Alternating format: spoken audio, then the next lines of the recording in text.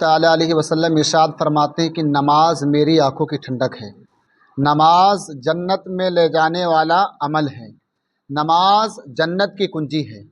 آج ہم نماز سے کوسوں دور ہیں۔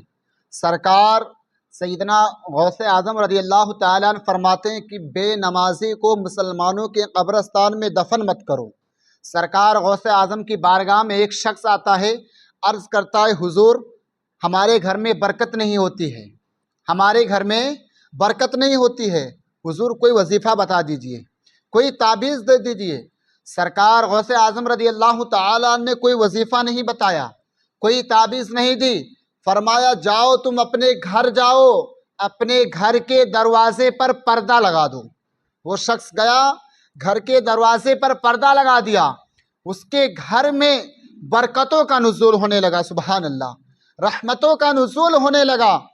کچھ دنوں کے بعد ہدیہ و تحائف لے کر سرکار غوث اعظم رضی اللہ تعالیٰ عنہ کی بارگاہ میں وہ شخص حاضر ہوا اور عرض کیا، اے اللہ کے ولی، اے سرکار غوث اعظم رضی اللہ تعالیٰ عنہ، میں کچھ عرصہ قبل آپ کی بارگاہ میں حاضر ہوا تھا اور آپ نے ہمیں کوئی دعا نہیں بتائی، کوئی تعبیذ نہیں دی، کوئی وظیفہ نہیں بتایا۔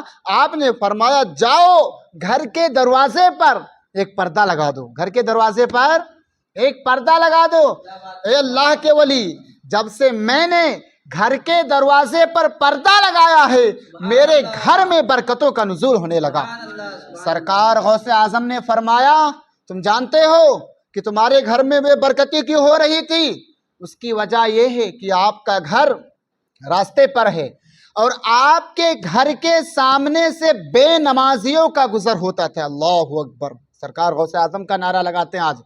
سنیے سرکار غوث اعظم کیا فرما رہے ہیں کہ آپ کے گھر کے سامنے سے بے نمازیوں کا گزر ہوتا تھا، ارے ان کی منحوسیت کی وجہ سے تمہارے گھر میں بے برکتی ہو رہی تھی۔ اللہ اکبر، جو نماز نہیں پڑھتا وہ کتنا بڑا منحوس ہے۔ یہ میں نہیں کہہ رہا ہوں، یہ سرکار غوث اعظم رضی اللہ